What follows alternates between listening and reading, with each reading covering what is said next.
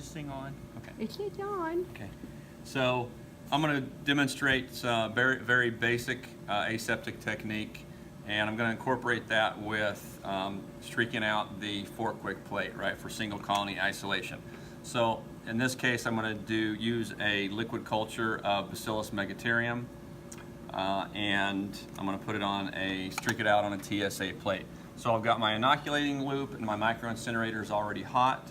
So I'm going to put my loop in there. Notice that I don't stick the loop in too far into the barrel of the microincinerator, and I'm holding the loop kind of like a pencil, but I'm not choked up on it.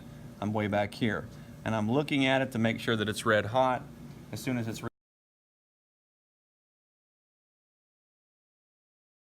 red hot, I'm going to pull it out. And if you can actually see when I first pulled it out that it was red hot, now I'm going to have to let it cool. So it'll take several seconds for it to cool.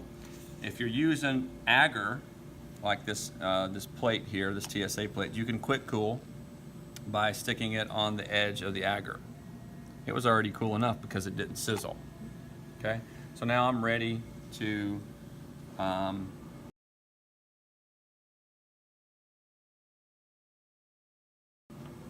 get some cells from my culture. I'm going to make sure that they are well mixed. I'm going to grab the cap with my pinky on the same hand that I'm holding my inoculating loop with.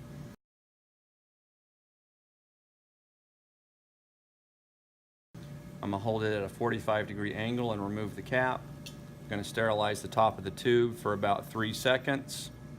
That's to make sure that the air inside the test tube is hot, so hot air rises to help prevent contaminants from falling into the tube. I'm going to maintain a 45-degree angle in the tube. I'm going to go down with my inoculating loop all the way into the culture. With the inoculating loop, no need to jiggle, okay, because if you do it right, you'll bring out a sample inside the inoculating loop, a sample of the cells.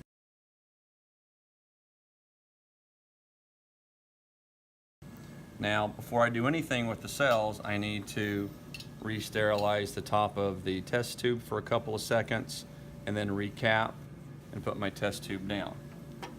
Okay. Now I have cells in the inoculating loop that I'm ready to streak out quadrant 1 with.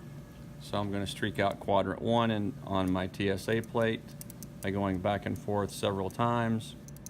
Notice I picked up the plate and I left the lid on the bench. Okay, once I'm done with that, I'm going to invert the plate and set it back in the lid. And now I'm going to re-sterilize the inoculating loop in the microincinerator. Okay, this particular microincinerator is really hot, so it only takes about 5 seconds to heat up the inoculating loop to red hot.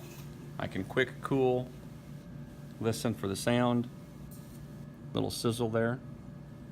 And I'm going to streak out quadrant 2, overlapping quadrant 1 a little bit. Put the plate back down, sterilize the inoculating loop, wait for it red hot, about 5 seconds in this one. Some microincinerators may take longer. Quick cool, streak out quadrant 3 by overlapping quadrant 2 a little bit. Okay, put my plate back down. So in between streaks, I'm making sure that my plate's closed, okay, to prevent contamination, or at least to minimize it. It's red hot. One last quadrant here, quick cool. Carefully streak out quadrant 4.